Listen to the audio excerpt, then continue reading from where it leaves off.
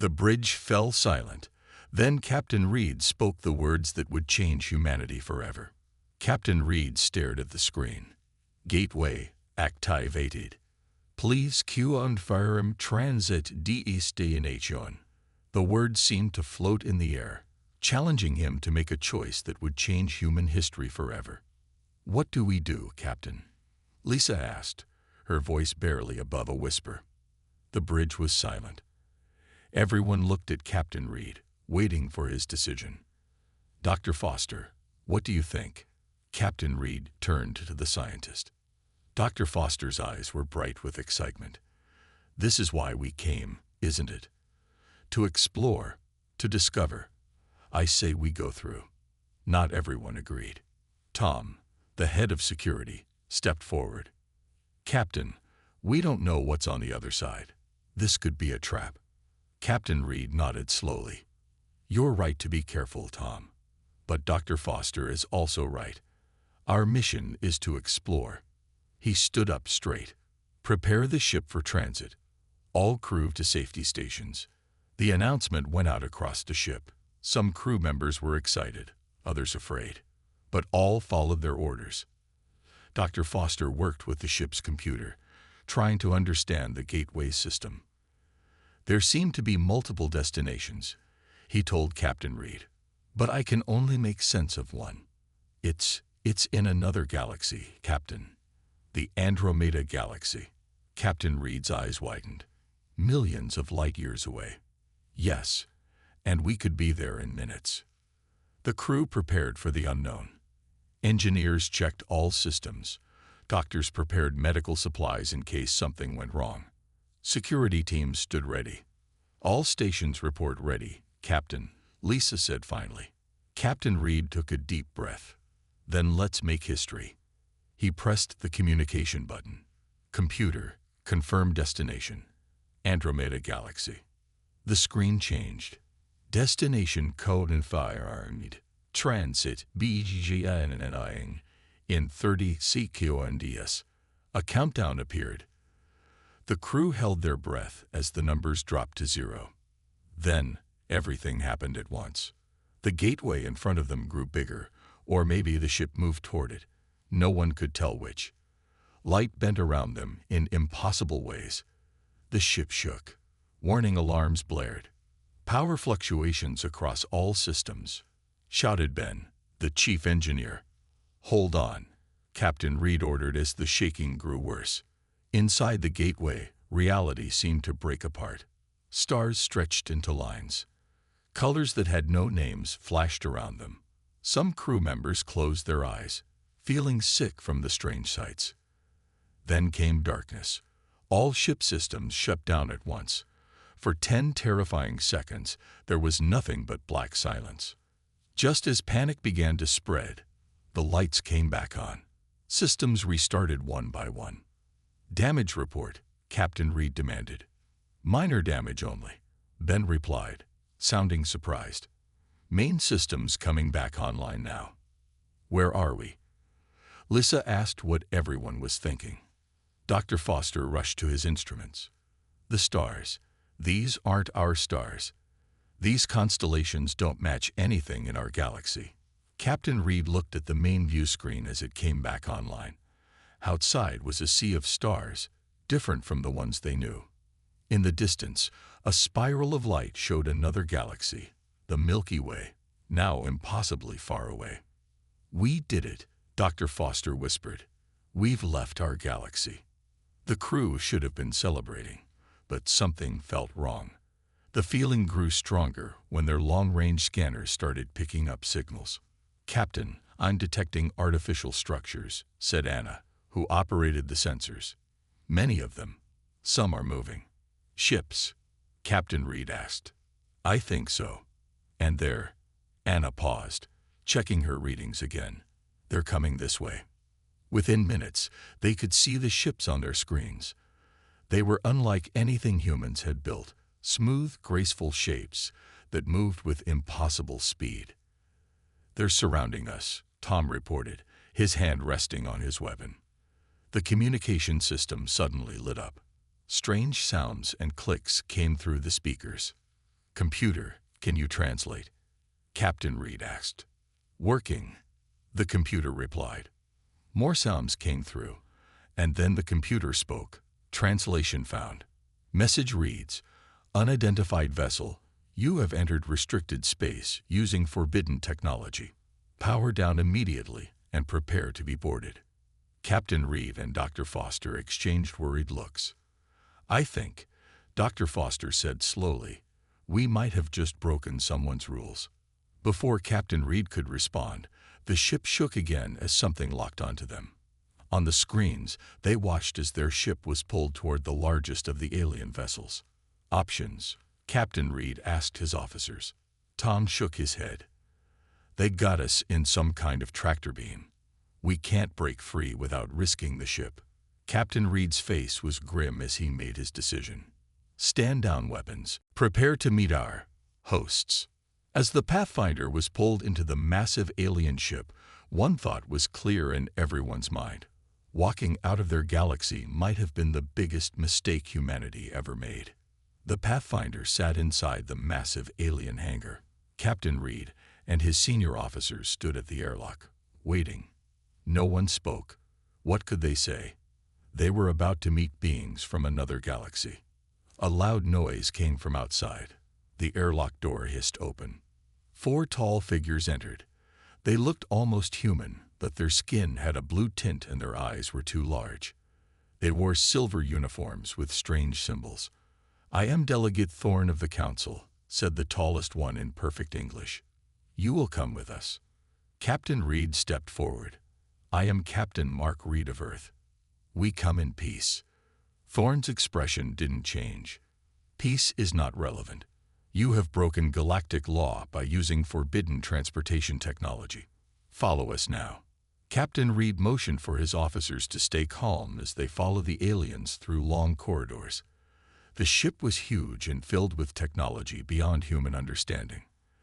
They entered a large round room where 3 more aliens sat at a high table.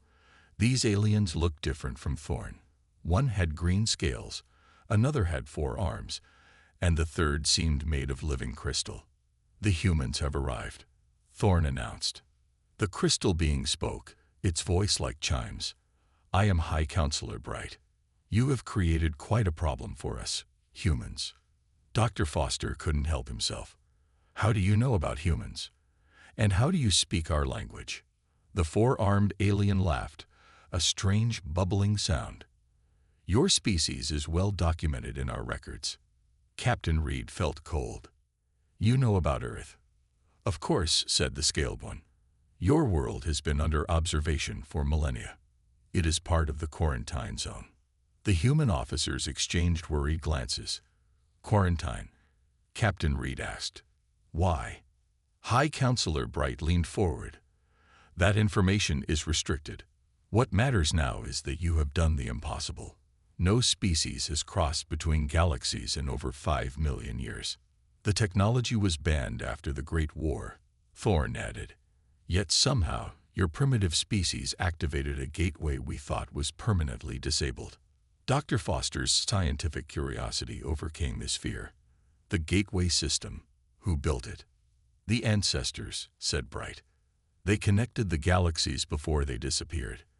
Their technology was too dangerous. We sealed the gateways. Except the one we came through, said Lisa. A mistake we will correct, the scaled alien said coldly. Captain Reed tried to take control of the conversation. We meant no harm. We didn't know about your laws. Ignorance is not an excuse, Thorn said. The question remains, what to do with you? The council members looked at each other, communicating silently. High Counselor Bright finally spoke. You will remain in custody while we debate your fate, and the fate of your homeworld. Our homeworld. Captain Reed stepped forward angrily.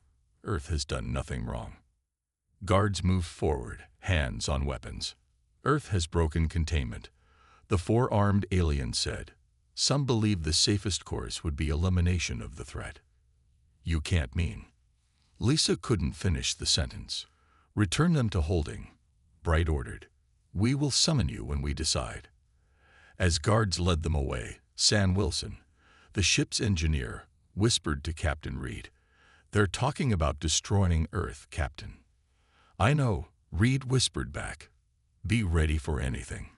In their holding area, a large room with strange furniture, but no windows, the crew tried to make sense of what they'd learned.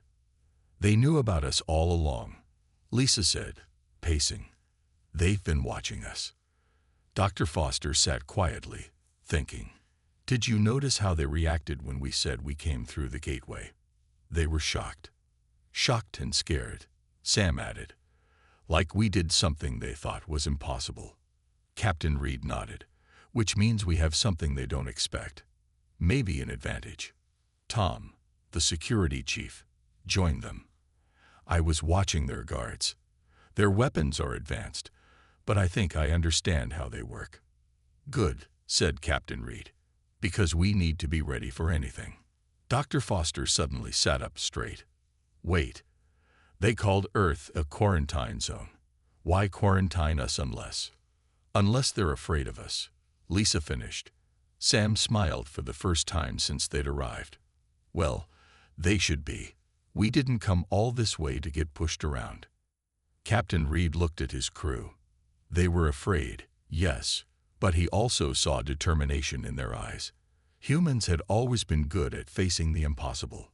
"We need more information," he said, "and a way to contact Earth. If they're really thinking about attacking our home, we need to warn our people." As they began to plan, a small panel in the wall slid open.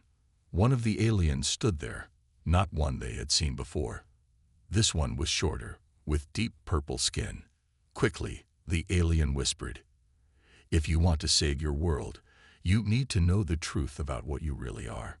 Captain Reed approached cautiously. "And who are you?" The alien's eyes darted nervously to check if anyone was watching. "My name is Jack, and I'm here to help you escape."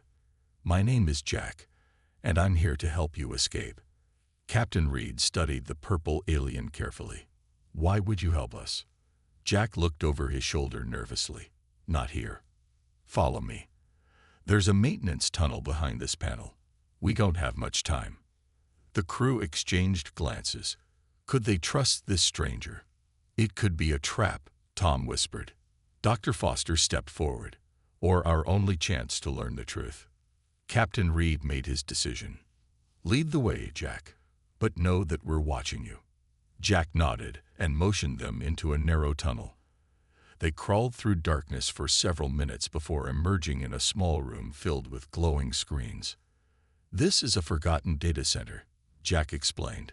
"We can talk safely here." "Start talking," Captain Reed demanded. "What's this truth we need to know?" Jack touched one of the screens. Ancient symbols appeared, then changed to English words and pictures. "Humans weren't always confined to Earth," Jack began. "Long ago, your kind traveled among the stars, part of the galactic community." Dr. Foster's mouth fell open. "That's impossible. We evolved on Earth." "No," Jack said. "You were placed there. After the war." Images flashed on the screen. Planets burning, ships exploding, and creatures that looked human fighting alongside other aliens. "The Great War nearly destroyed multiple galaxies," Jack continued. "Your ancestors were different from other species, more adaptable, more dangerous." "Dangerous how?" Lisa asked. Jack hesitated. "Humans could do things others couldn't. Change their bodies, enhance their minds. Some say you could even manipulate reality itself." Tom laughed. "Us? We can barely travel in space." "Because you were reset," Jack said. "Your civilization, your technology, your very biology. All reset to primitive levels and quarantined on Earth." More images appeared, humans being placed on a blue planet, great machines surrounding Earth, setting up invisible barriers. "The Council feared your kind would rise again," Jack explained. "They've watched Earth for thousands of years, making sure humans stayed contained." Captain Reed's mind raced. "If what you're saying is true, why help us now?" Jack's large eyes blinked slowly. "Because the Council is wrong. Not all humans were dangerous. Many fought to protect others. My ancestors lived alongside yours in peace. Dr. Foster moved closer to the screens, studying the ancient data. These genetic patterns, they look familiar. He turned to Jack. I need to see more. Jack showed them more screens, more data. Dr. Foster worked quickly, comparing information. Captain, he finally said, his voice shaking. He's telling the truth. These records show human DNA before and after what they call the reset.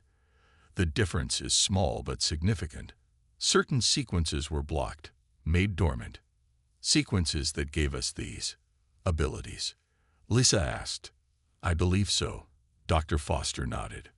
And I think I could reactivate them. With the right equipment. Jack suddenly froze. Someone's coming. We need to move. Before they could react, a door slid open. Thorne stood there with 4 guards. I knew you couldn't be trusted, Jack, Thorne said coldly, always too sympathetic to the human problem. Captain Reed stepped forward, putting himself between Thorne and his crew. The only problem is that you've been lying to us. Thorne smiled, an unpleasant sight. The Council has reached its decision. Earth will be cleansed. The gateway will be destroyed. And you will witness it all before your execution. You can't do this. Lisa shouted. We already have, Thorne replied. A strike force has been dispatched. Earth will be gone before you can warn them. Sam stepped closer to Captain Reed. Captain, if we can't contact Earth. Reed nodded slightly. He understood. They had no choice now. Take them. Thorne ordered his guards. What happened next surprised everyone, especially the humans.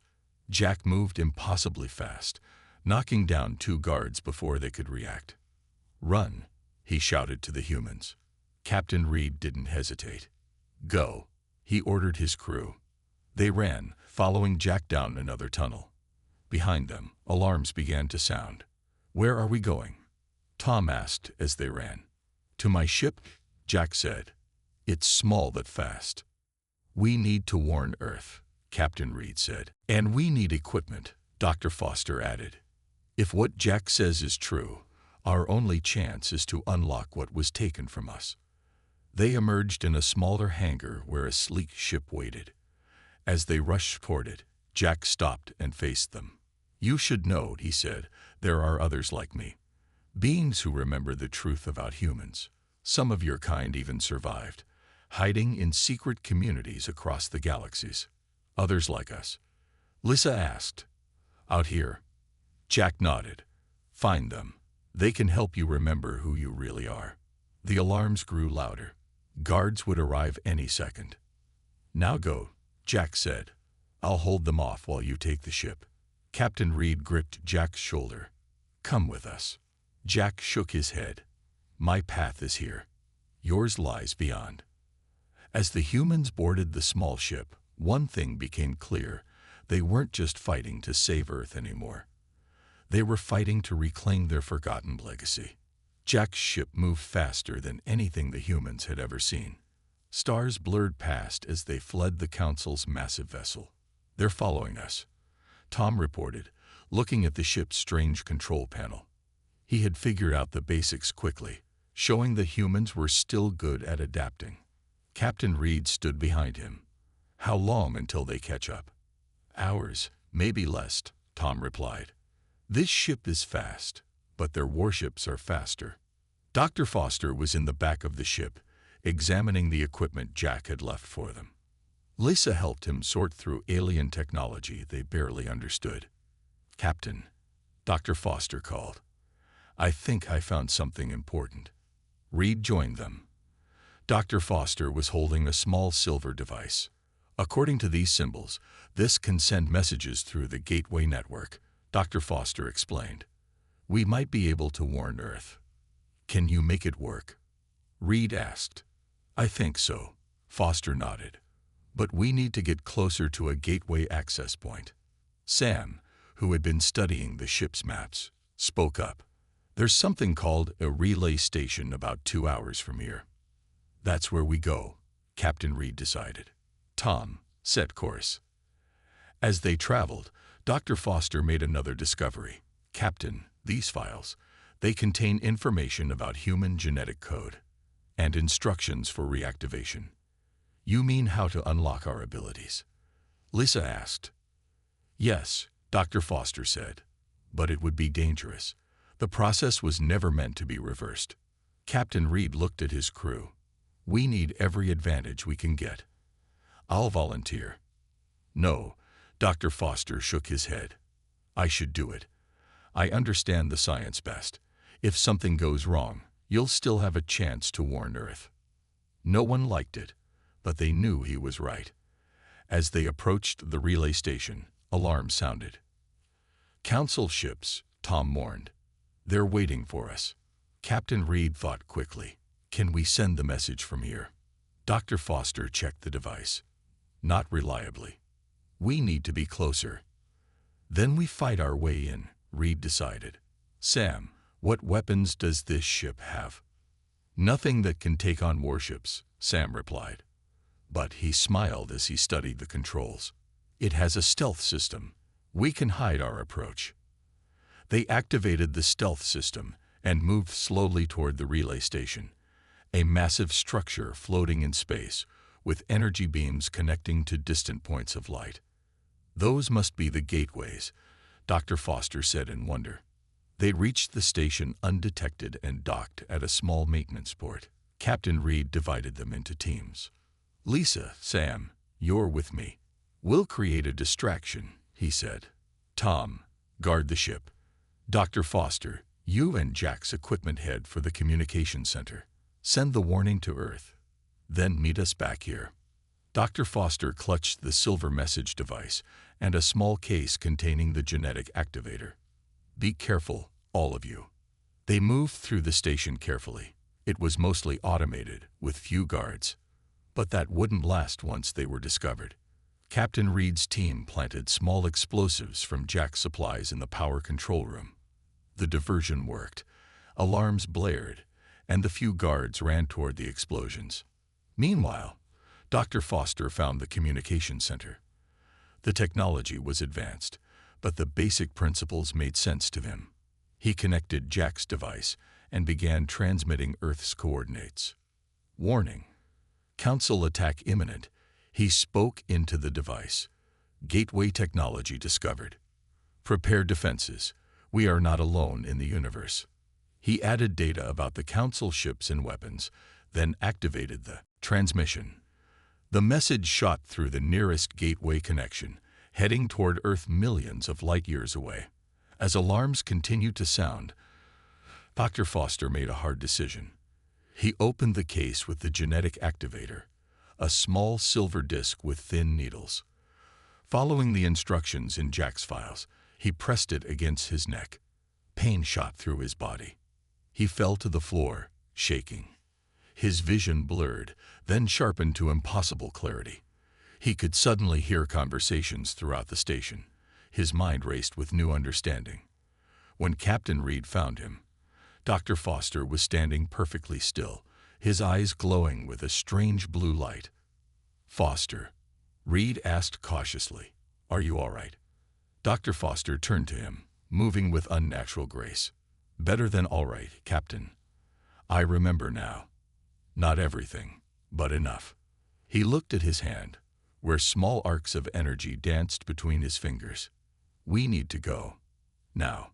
They ran back to the ship, fighting their way through guards who had discovered their presence.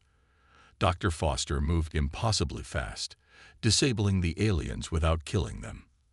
As they took off from the station, Council warships closed in from all sides. "We can't outrun them all," Tom said grimly. Dr. Foster placed his hands on the ship's controls. "We don't need to outrun them. We need to reach the gateway." Energy pulsed from his hands into the ship's systems. The engines glowed brighter than before. "What did you do?" Sam asked in amazement. Dr. Foster's glowing eyes fixed on the distant point of light that was the gateway back to the Milky Way. "I remembered how to fly," he said. Jack's ship raced toward the gateway, moving faster than should have been possible. Dr. Foster stood with his hands on the control panel, blue energy flowing from his fingers into the ship's systems. "How are you doing this?" Lisa asked, watching in amazement. "I'm remembering," Dr. Foster said, his voice deeper than before. "Our ancestors could connect with technology, enhance it with their energy."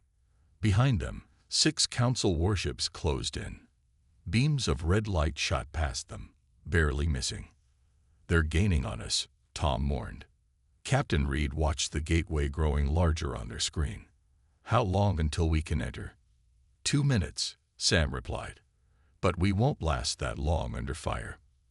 A red beam hit their back shields. The ship shook violently. "Shields at 40%, Tom reported. Dr. Foster closed his glowing eyes. "I can feel the gateway. It's alive somehow, waiting for us." Another hit rocked the ship. "Shields at 20%. Tom's voice was tense. "One more hit, and we're done." Captain Reed made a quick decision. "Everyone to the escape pods. If the ship is destroyed, at least some of us might make it." "No," Dr. Foster said firmly. "We stay together. I have an idea." He pressed his hands harder against the controls. Blue energy spread throughout the ship. The lights dimmed, then grew brighter. "What are you doing?" Sam asked. "Redirecting all power to speed and rear shields," Dr. Foster explained. "And adding something extra." The ship suddenly shot forward with impossible speed. The crew felt pressed back into their seats. The gateway filled their view screen now. 30 seconds to gateway," Sam announced. Behind them, the council ships fired everything they had. A massive blast headed straight for them. "Brace for impact," Captain Reed shouted. But the blast never hit. A wall of blue energy had formed behind their ship, absorbing the attack. "Doc, you're full of surprises," Tom said with a smile. Dr. Foster didn't respond. His face showed strain, sweat running down his forehead as he maintained the energy shield. 10 seconds to gateway, Sam counted down. The gateway pulsed with light as they approached, but something was wrong. The energy patterns looked different from when they had first come through. "The gateway is unstable," Lisa realized. "They're trying to close it from the other side." Dr. Foster nodded. "The council has control systems on both sides. They're shutting it down." "Can we still make it through?"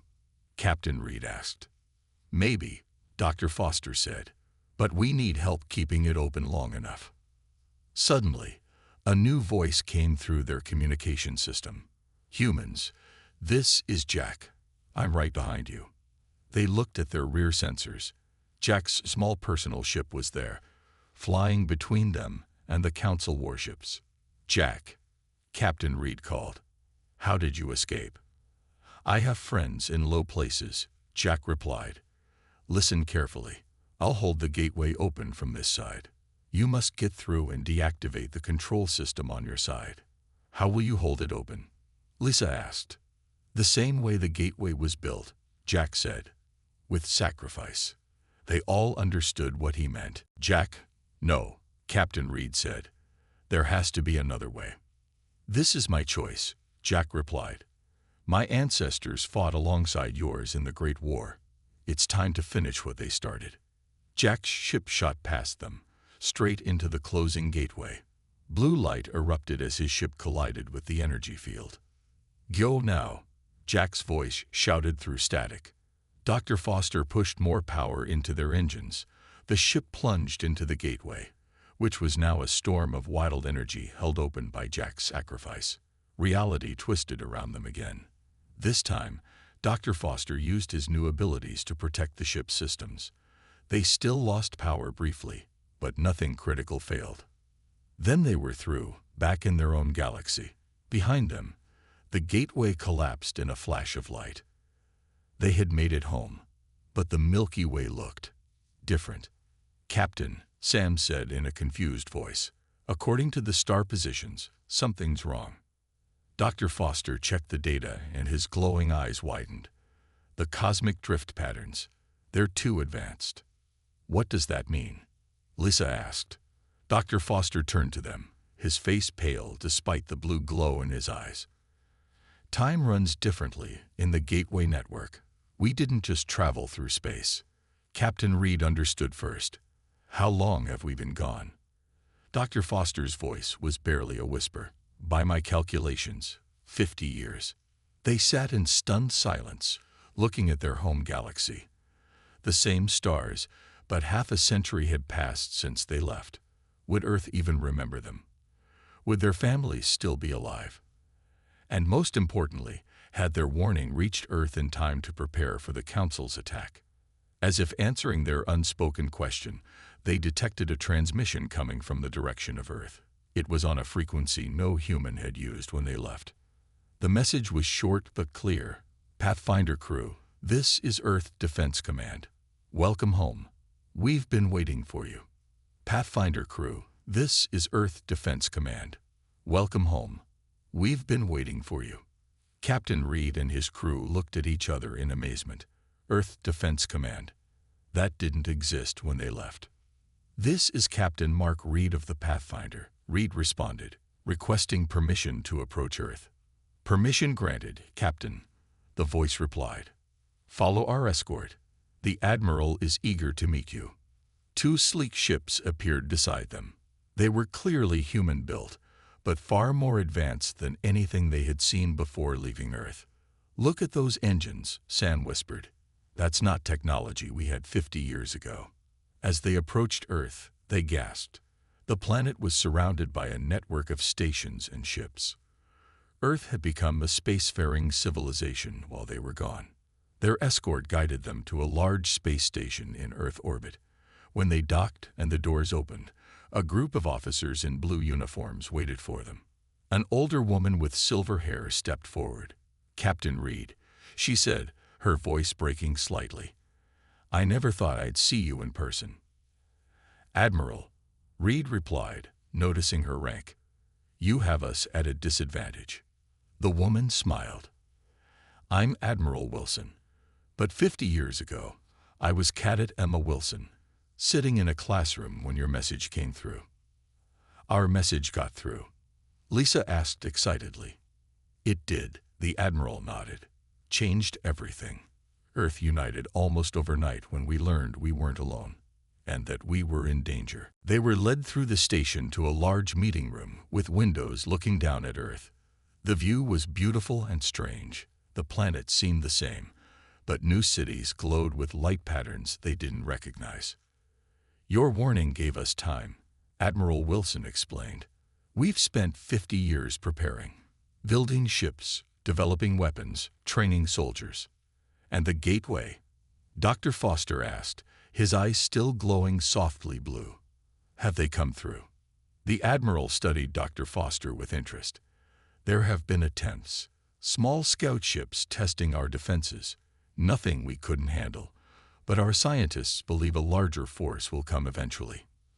Dr. Foster placed his hand on a nearby computer terminal. Information flowed into his mind as his fingers glowed blue. Your technology, it's advanced, but not like the Council's. That's why we've been waiting for you, the Admiral said. Your message mentioned lost human abilities. We've tried to understand, but I can help with that, Dr. Foster said. The genetic keys to unlock our full potential, I have them now. Captain Reed looked around the room. What about our families? Are they? Admiral Wilson's face softened. Some are still alive. Many have passed on, but all were told what happened to you. You're heroes, Captain. Your faces are in history books. The news hit them hard. 50 years gone in what felt like days to them. We've prepared quarters for you all, the Admiral continued. Take time to adjust. Tomorrow, we can discuss what comes next. In the following days, the crew learned about the new Earth. Nations had united after the warning message. Science had advanced rapidly. Humans had spread to Mars and beyond. Dr. Foster worked with Earth scientists, sharing what he had learned about human genetic potential. He developed a safer method to awaken abilities, not as powerful as his own rush transformation, but enough to give humanity an edge. Captain Reed and his officers helped train the Earth Defense Fleet. sharing what they knew about Council technology and tactics. A month after their return, they gathered in a high-security room deep inside the station. Admiral Wilson showed them something they never expected: a map of nearby galaxies, with hundreds of points marked in blue. "What are those?" Lisa asked. "Hidden human colonies," the Admiral replied. "After your return, people who had been living in secret made contact. Descendants of humans who escaped the purge thousands of years ago. They'd been hiding from the Council, waiting for Earth to remember its past." "How many?" Captain Reed asked in amazement. "Millions," the Admiral said, "scattered across 3 galaxies, and now they're coming home." Dr. Foster smiled. "The Council's greatest fear." 3 years later, Captain Reed, now General Reed, stood on the bridge of Earth's largest battleship. Dr. Foster stood beside him, his powers now fully developed. Around them, a fleet of thousands waited for the order. The gateway they had once fled through had been rebuilt, improved with both Earth science and ancient human knowledge. This time, they controlled it. "Are we ready?" General Reed asked. Dr. Foster nodded. "The colonies are standing by. The awakened are in position." Reed looked at the stars ahead. 53 years ago, his crew had walked out of their galaxy and instantly regretted it. Now humanity was walking back in, together, united, and remembering who they truly were. "Then let's remind the Council who they were so afraid of," Reed said. "It's time for humans to take back our place among the stars."